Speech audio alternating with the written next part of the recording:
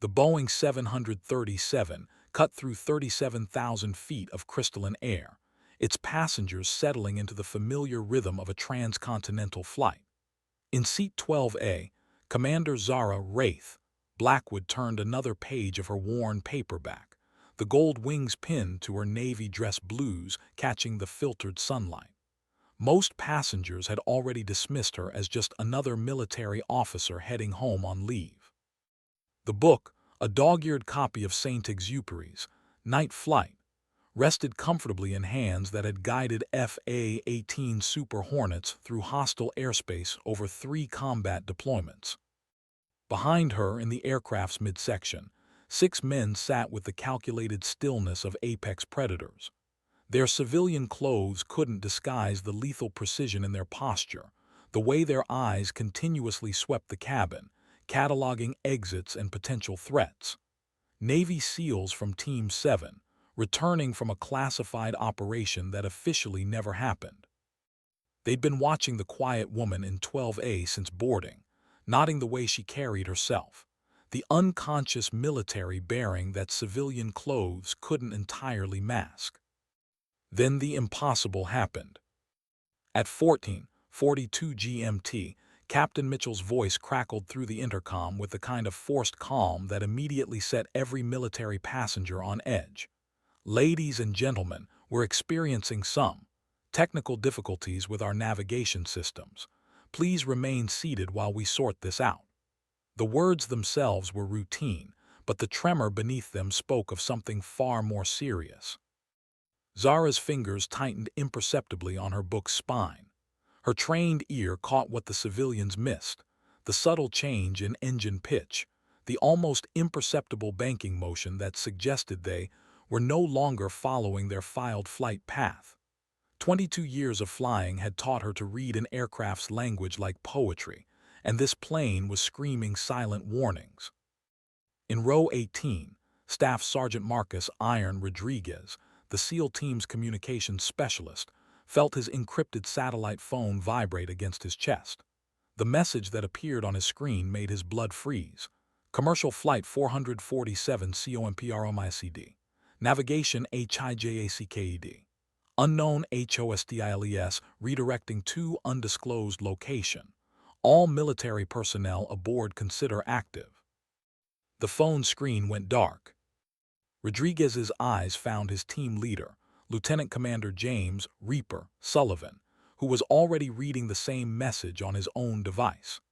A series of nearly invisible hand signals passed between the 6 operators, a conversation and gesture that spoke of years fighting together in the world's darkest corners. Their mission parameters had just changed from return home safely to survive and adapt. But it was what happened next that would etch this moment into military legend. Commander Blackwood, still appearing to read her book peacefully, turned her head slightly and made eye contact with Sullivan. In that single glance, something passed between them: recognition, understanding, and the quiet acknowledgement of shared purpose that only warriors truly comprehend. The battle for Flight 447 was about to begin, and none of the 143 souls aboard knew they were already flying toward their destiny. The morning had started so quietly. The woman in 12A had simply been reading her book, her polished black shoes crossed at the ankles, her service ribbons telling stories that most passengers would never understand. But as the aircraft banked slowly toward an unknown horizon, those stories were about to unfold in ways that would redefine heroism itself. The quiet professional in Seat 12A was no longer just another passenger. She was becoming Wraith. Commander Zara Blackwood closed her book with deliberate precision, her movements economical and controlled. The SEALs behind her watched as she placed Saint-Exupéry's Meditation on Flight into the seat pocket, her fingers lingering momentarily on the cover. They couldn't know that this particular book had accompanied her through 3 combat deployments, that its margins were filled with coordinates of missions that would remain classified long after she was gone.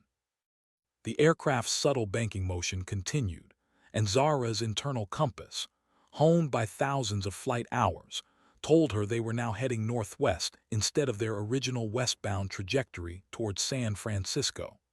Captain Mitchell's voice hadn't returned to the intercom, and the absence of further announcements spoke volumes to anyone trained to read between the lines of military communication. In Seat 18D, Lieutenant Commander Sullivan was already moving. Not obviously. The casual observer might think he was simply stretching his legs after the long Atlantic crossing. But his movements served multiple purposes: cataloging potential weapons in the cabin, identifying civilians who might assist or hinder, and establishing sight lines to his 5 team members scattered throughout the aircraft. The Boeing 737-800 was approximately 139 feet long, with a single-aisle configuration that would severely limit tactical movement. Sullivan's mind automatically calculated angles of fire, cover positions, and the challenge of engaging hostiles in a pressurized tube 7 miles above the Earth. Standard SEAL training emphasized adaptability, but this scenario pushed beyond standard into the realm of improvised warfare. Zara felt the aircraft's slight nose-down attitude change and recognized it immediately. They were beginning a gradual descent. Her pilot's instincts screamed warnings that her facial expression never betrayed. Commercial flights didn't deviate from cruise altitude without air traffic control clearance, and such clearance would have been announced to passengers as routine procedure. She caught Sullivan's eye again and mouthed a single word: descent. The SEAL commander's barely perceptible nod confirmed he'd noticed the same thing.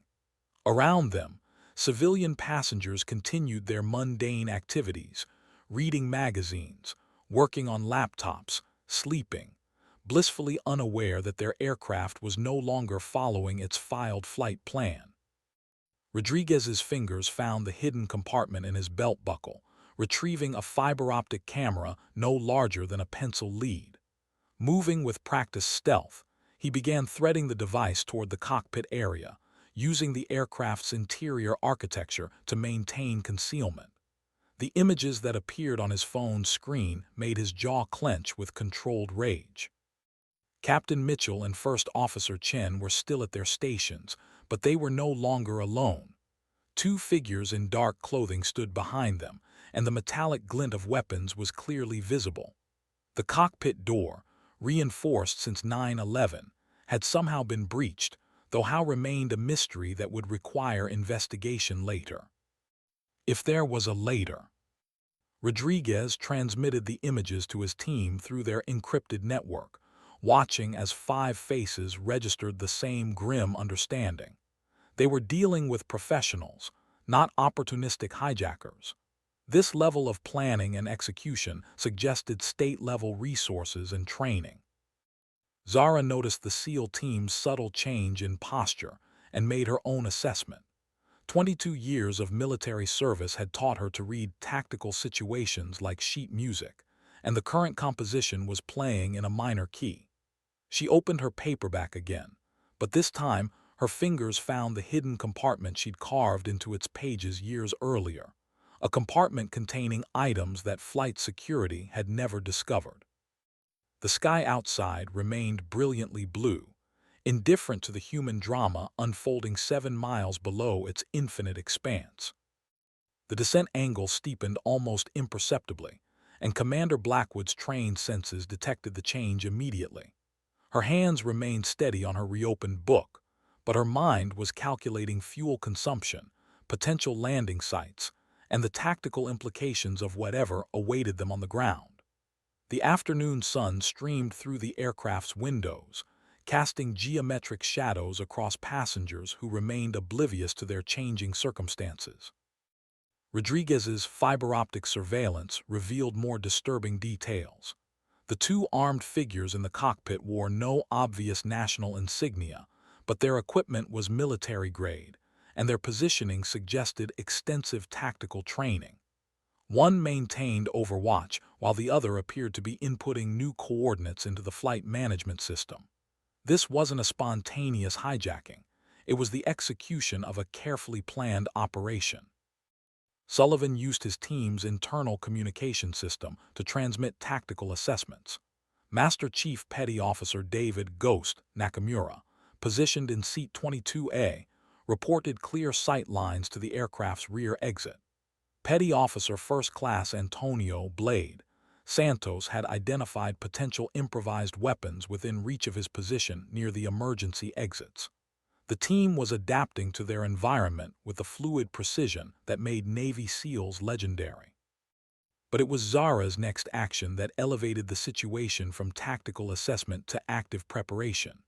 She removed a small item from her book's hidden compartment, a titanium tactical pen that appeared unremarkable to casual observation, but was designed for purposes far beyond writing. Her movement was so subtle that only Sullivan, watching with professional interest, caught the significance. Their eyes met across the cabin's narrow aisle, and in that moment, an unspoken alliance formed between the Navy pilot and the SEAL team. No formal introductions, no exchange of credentials or mission parameters, just the instantaneous recognition that occurs when warriors acknowledge each other in the presence of a common threat. The aircraft's intercom system crackled to life again, but this time the voice wasn't Captain Mitchell's. The accent was indeterminate, professionally neutral, carrying the cold authority of someone accustomed to being obeyed without question. "Ladies and gentlemen, please remain calm and in your seats. We are making an unscheduled landing for security purposes. Cooperation will ensure everyone's safety." Civilian passengers began murmuring among themselves, the first stirrings of alarm rippling through the cabin. A businessman in seat 8C reached for his cell phone, only to discover that all communication signals had been blocked. The psychological warfare had begun: isolation, uncertainty, and the gradual erosion of passengers' sense of control. Zara noted how the announcement had been phrased. Security purposes suggested official authority, while cooperation will ensure everyone's safety carried an implicit threat. Whoever was orchestrating this operation understood psychological manipulation as well as tactical planning. The Boeing continued its gradual descent, now passing through 28,000 feet, according to Zara's internal altimeter.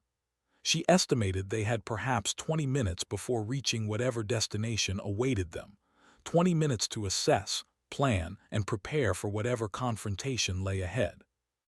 The woman who had been quietly reading in seat 12A was no longer a passenger. She was becoming a weapon, and the sky outside seemed to hold its breath in anticipation. The aircraft's descent continued with mechanical precision, each 1,000 feet marking another step closer to an unknown destination.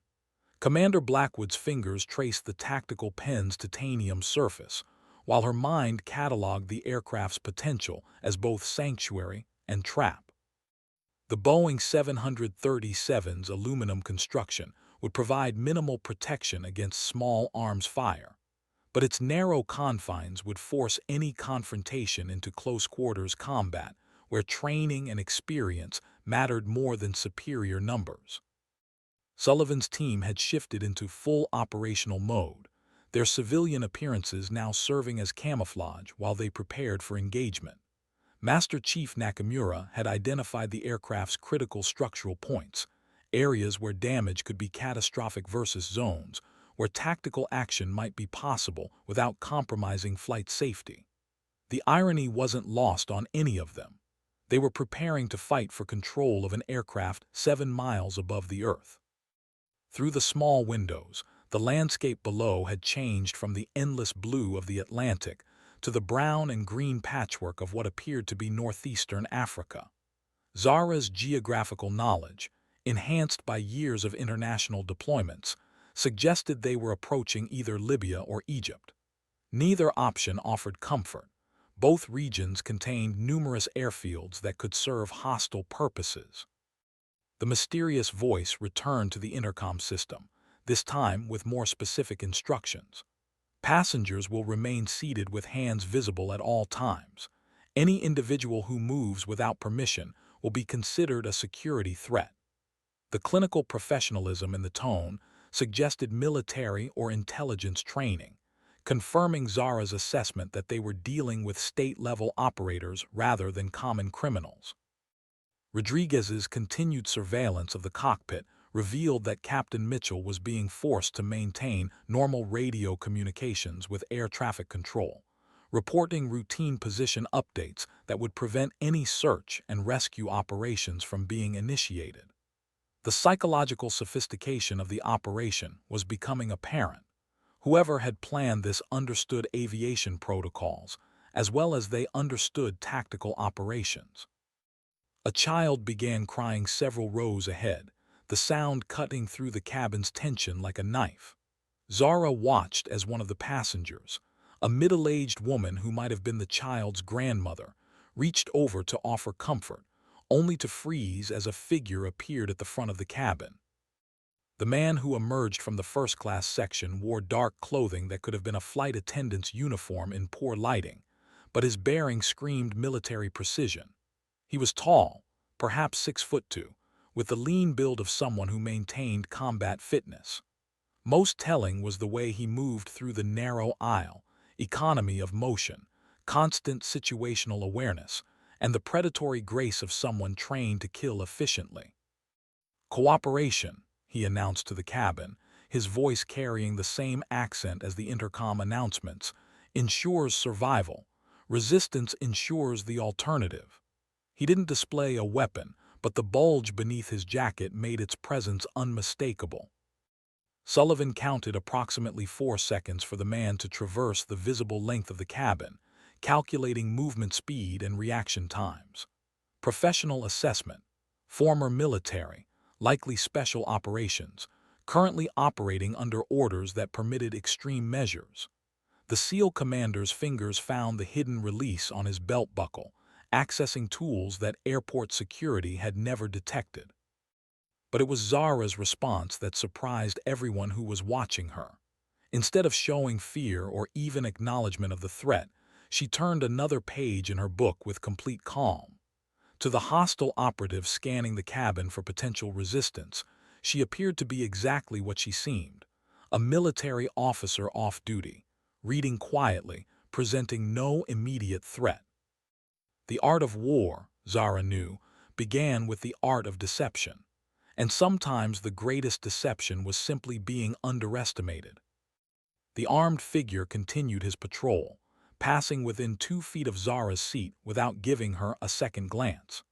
His attention focused instead on the business travelers with their expensive watches and nervous expressions, the young men who might possess the foolish courage to attempt heroics, the passengers whose body language screamed potential resistance. He completely missed the woman in 12A, who was reading about aviation, as if she had never seen the inside of a cockpit herself. The descent angle steepened as they passed through 18,000 feet, and Zara's pilot instincts told her they were approaching their final approach phase. Whatever was going to happen would happen soon, and the window for tactical initiative was closing rapidly. The sky outside remained brilliantly blue, but below them, the Earth was rushing up to meet whatever destiny awaited Flight 447 and its unsuspecting passengers. The landscape below had resolved into the stark geometry of an abandoned military airfield, its cracked runways scarred by years of neglect and desert weather.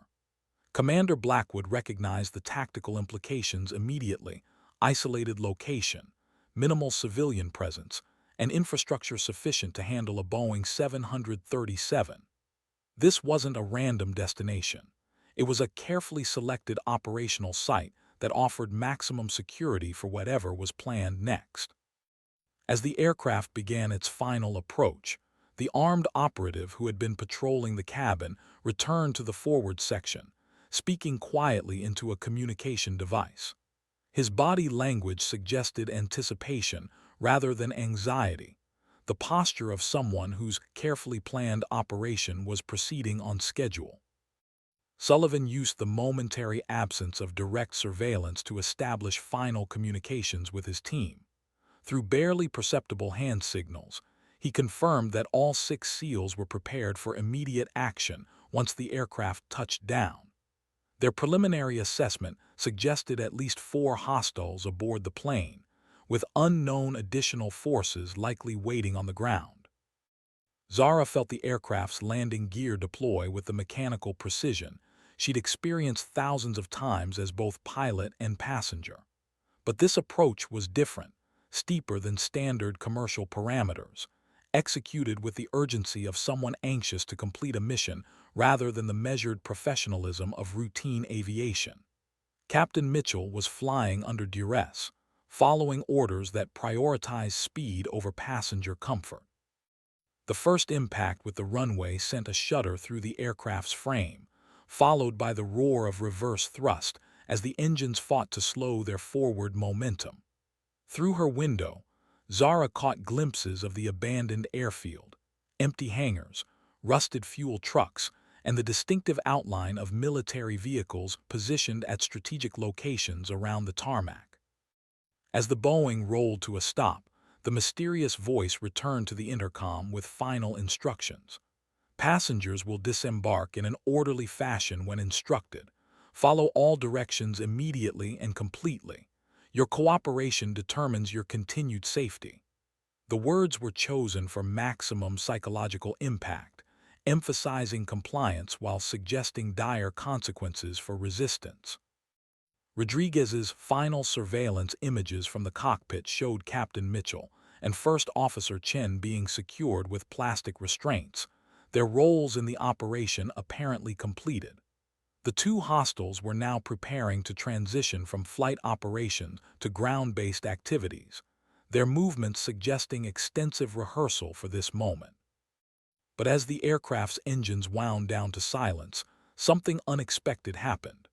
The child who had been crying earlier, a boy perhaps 8 years old, slipped from his grandmother's restraining hand and ran down the aisle toward the rear of the aircraft.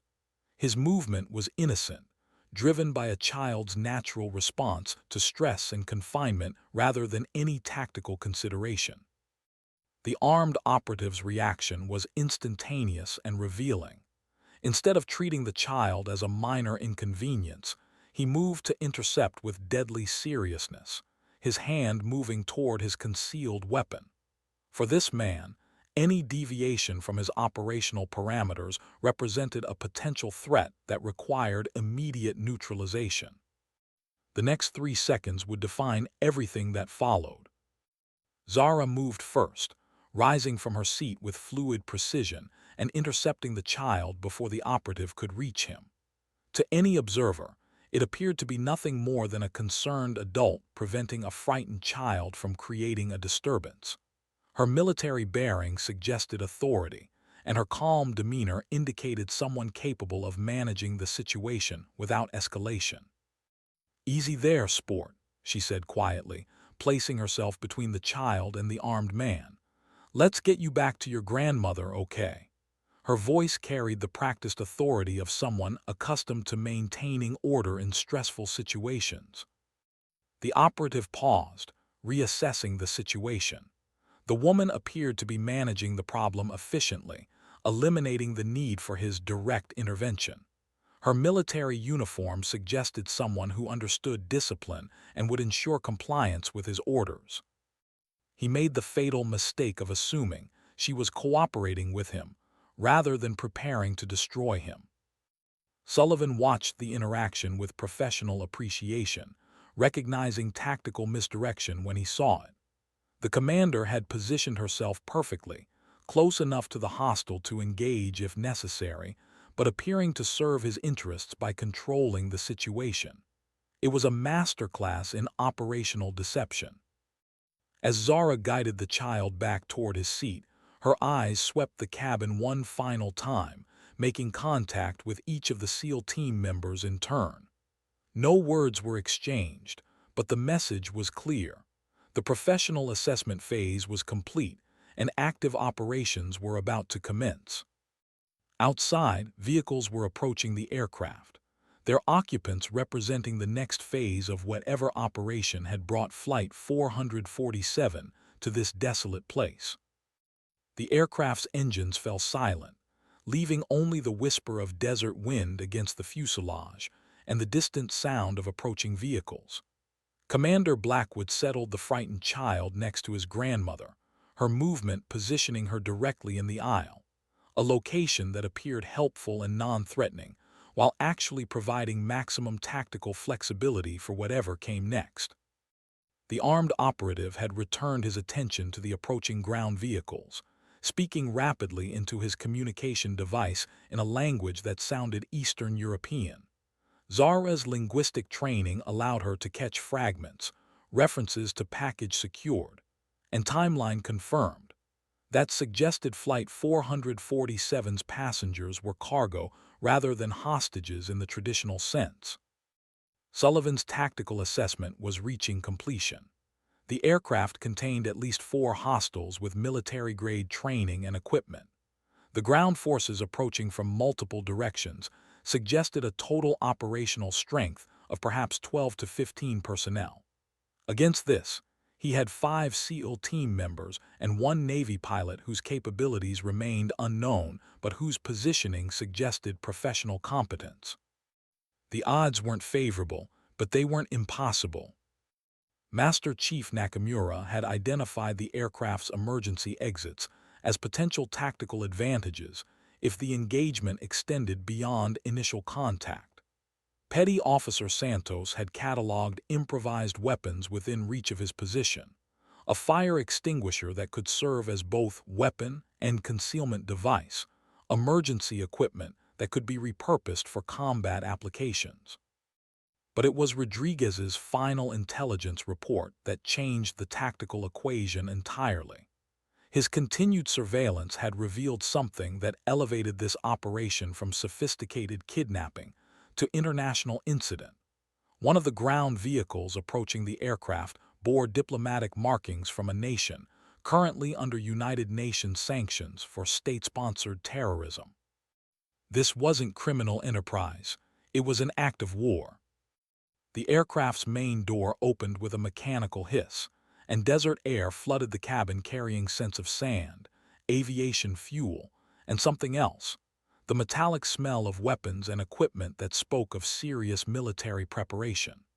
The first figure to board was clearly the operations commander, his bearing radiating the confidence of someone whose plans had proceeded flawlessly. He was younger than Zara had expected, perhaps 40 years old, with the lean build and alert eyes of career special operations. His equipment was professional grade, his uniform unmarked but obviously military cut. Most telling was the way the other operatives deferred to his presence without obvious acknowledgement, the automatic respect accorded to someone who had earned absolute authority through demonstrated competence. "Ladies and gentlemen," he announced in accented but flawless English, "you will be departing this aircraft in groups. Follow instructions precisely, move quickly, and maintain silence. Your governments will be contacted regarding your status once security requirements are satisfied." The choice of words was revealing. Your governments will be contacted suggested international implications, while security requirements implied intelligence gathering or political leverage. The passengers of Flight 447 were about to become pawns in a game far larger than simple terrorism. Zara remained in her position near the child and his grandmother, her posture suggesting concerned protection while actually providing cover for tactical assessment. The operational commander's eyes swept the cabin methodically, cataloging passengers and potential threats. When his gaze reached her, she met it with the direct but non-threatening attention appropriate to someone in uniform acknowledging authority. He paused for perhaps 2 seconds, then continued his assessment. Another critical mistake, assuming that military personnel would automatically defer to superior force rather than consider resistance options. Sullivan caught Zara's eye and saw something there that made his own tactical assessment shift into higher gear. This wasn't just a competent pilot who might be useful in a crisis. This was someone with the look of a warrior who had seen combat and survived through skill rather than luck. The question now was whether that skill would be sufficient for what was coming next. Outside, the sound of additional vehicles suggested that whatever Phase 2 of this operation entailed, it was about to begin. The operational commander gestured toward the front of the aircraft, and the first group of passengers, businessmen and women from first class, began moving toward the exit under armed escort. Their faces showed varying degrees of fear and confusion, but their compliance was absolute.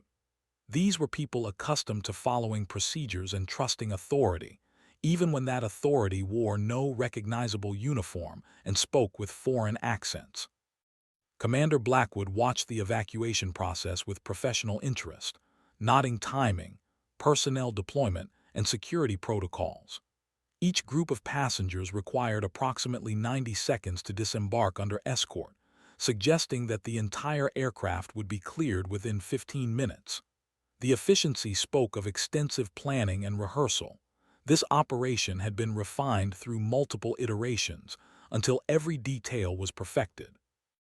Sullivan's team remained scattered throughout their assigned seats, maintaining the appearance of civilian passengers while preparing for tactical engagement. The challenge they faced was unprecedented in SEAL operational history. Conducting combat operations while protecting over 100 innocent civilians in an environment where superior firepower meant nothing if it resulted in passenger casualties. Rodriguez's equipment had detected electronic jamming signals that confirmed all communication with the outside world remained blocked. No cell phones, no emergency beacons, no GPS transponders. Flight 447 had effectively vanished from global tracking systems. Whatever intelligence agencies might eventually investigate this incident, their search would begin hours behind the actual timeline.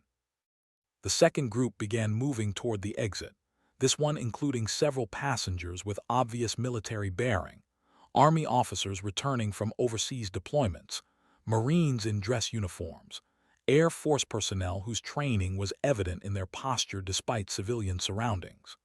Zara watched as each was processed through the exit interview with particular attention, suggesting that military personnel represented special interest to the operational commander. When the third group was called, it included the child and his grandmother. Zara rose smoothly, positioning herself as if to assist with their movement while actually establishing the tactical positioning she would need for immediate action. Her movement was so natural that even Sullivan, watching with professional attention, might have missed its significance if he hadn't been looking for exactly such preparation. The child looked up at her with wide, frightened eyes. "Are the bad men going to hurt us?" he whispered in the innocent way that children cut through adult deceptions to reach core truths. Zara knelt to his level, her voice carrying absolute conviction despite its quiet tone. "Not if I can help it, sport. Stay close to your grandmother and do exactly what she tells you, okay?" Her words were meant for the child, but Sullivan heard them and understood that active operations were no longer a possibility but an imminent certainty. The operational commander appeared at their position, his attention focused on moving passengers efficiently rather than monitoring for tactical threats. "Military personnel," he said, gesturing toward Zara's uniform, "will be processed separately. Return to your seat." For just a moment, their eyes met directly. Zara saw intelligence, competence, and absolute confidence that his operation was proceeding flawlessly. He saw what he expected to see, a military officer following orders, presenting no immediate threat to his carefully orchestrated plan. Neither of them realized they were looking at their greatest adversary. "Yes, sir," Zara responded with appropriate military courtesy, settling back into seat 12A as if accepting his authority. Her fingers found the tactical pen again, and this time Sullivan caught the significance of her grip, not holding it for writing, but positioned for immediate use as a weapon. The sky outside remained brilliant blue, but inside the aircraft, the air itself seemed to be holding its breath before the storm. The fourth group of passengers moved through the evacuation process with the same mechanical efficiency that had characterized the previous groups. Commander Blackwood used their movement to conduct final tactical assessment, noting that the operational commander maintained position near the aircraft's main door while his subordinates handled the actual passenger processing. Standard command protocol: maintain overwatch while delegating execution to trained personnel. Sullivan recognized the tactical opportunity this presented. Command structures created vulnerabilities, especially when those structures relied on centralized decision-making. Remove the commander, and the operations coordination would suffer immediate degradation. The question was whether such action could be accomplished without catastrophic consequences for the remaining passengers. The aircraft's interior had grown noticeably quieter as passenger numbers dwindled. Where once the cabin had contained nearly 150 voices, conversations, and the ambient noise of human presence, now perhaps 30 passengers remained, mostly in the aircraft's rear section. The acoustic change meant that any tactical action would be immediately obvious to all remaining personnel, both friendly and hostile. Rodriguez noted that the ground vehicles had repositioned during the evacuation process, forming a defensive perimeter around the aircraft that suggested preparation for extended operations rather than immediate departure. Whatever the ultimate objective of Flight 447's diversion, it wasn't simply transportation to this location. The passengers were meant to remain here for some period, which implied facilities, supplies, and a larger operational framework. Master Chief Nakamura had identified 3 potential weapon caches among the aircraft's emergency equipment, locations where items could be accessed quickly if tactical engagement became necessary. But his assessment also confirmed what they all understood. Any fighting inside the aircraft would be brutally close quarters, with minimal room for maneuver and maximum risk of civilian casualties. The 5th group was called for processing, leaving only the rear section passengers and the military personnel who had been segregated for separate handling. Zara counted 12 passengers in her immediate vicinity, 8 civilians and 4 individuals whose bearings suggested military or law enforcement backgrounds. Against this, at least 2 armed operatives remained visible in the cabin, with the operational commander still controlling access to the main exit. The tactical mathematics were becoming clearer, but they weren't becoming more favorable. One of the remaining passengers, a young woman who appeared to be traveling alone, began showing signs of panic as the reality of their situation became undeniable. Her breathing increased, her hands shook, and the look in her eyes suggested someone approaching psychological breakdown. In normal circumstances, such distress would be manageable. In current circumstances, it represented a potential catalyst for violence. Zara caught the woman's attention and made subtle calming gestures, drawing on training that encompassed crisis management as well as tactical operations. Military pilots learned to function as psychological anchors for their crews during combat situations, maintaining calm that allowed others to perform effectively under extreme stress. The operational commander noticed the exchange and moved closer, his attention now focused on what he perceived as potential disruption to his carefully managed process. His body language shifted from confident authority to alert readiness, the posture of someone prepared to eliminate problems with immediate and decisive action. "Problem?" he inquired, his voice carrying quiet menace beneath professional courtesy. Zara met his gaze with appropriate military bearing while positioning herself to shield the distressed passenger from his direct attention. "No, sir, just providing reassurance to a fellow traveler." Her tone suggested nothing more than standard military courtesy toward civilian personnel, exactly what would be expected from someone trained in leadership responsibilities.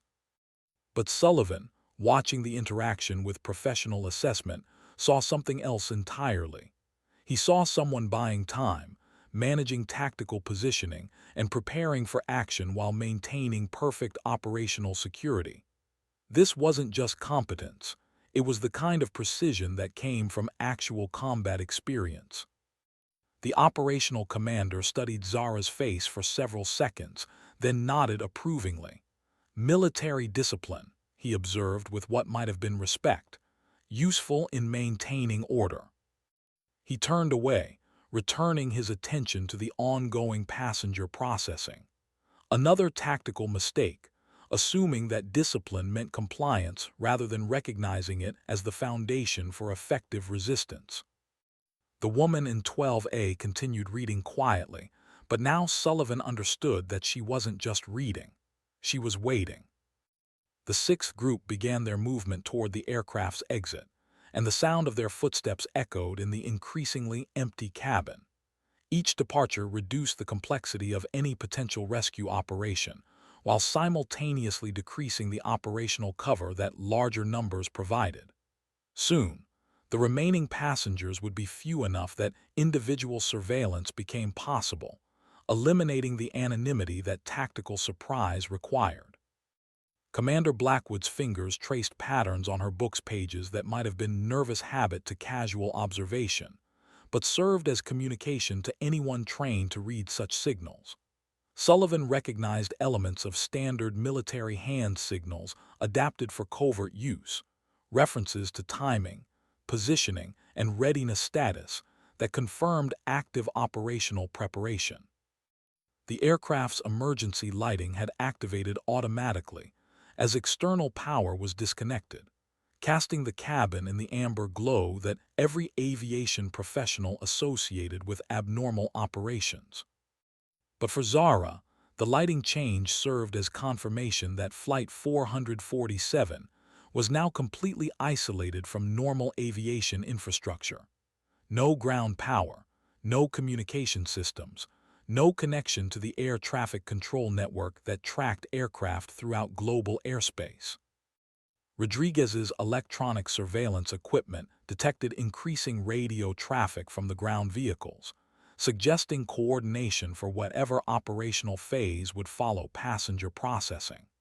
The language patterns indicated Eastern European origin, confirming earlier linguistic assessments, but the technical terminology suggested extensive familiarity with American aviation and security procedures.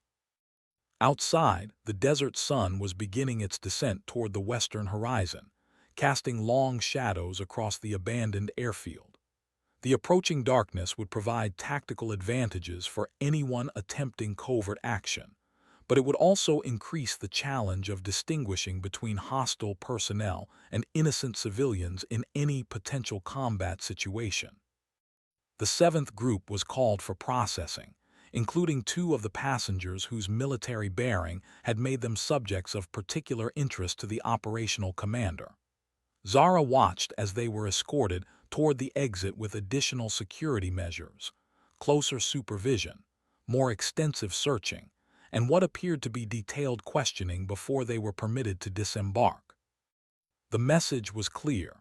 Military personnel were considered potential threats requiring special handling. This classification would apply to her as well when her turn came, suggesting that any action would need to be taken before she was subjected to the same detailed scrutiny that might reveal capabilities beyond those of a typical military officer. Master Chief Nakamura caught her attention with the slightest possible gesture, indicating readiness for immediate action. The SEAL team had completed their tactical assessment and was prepared to engage on her signal.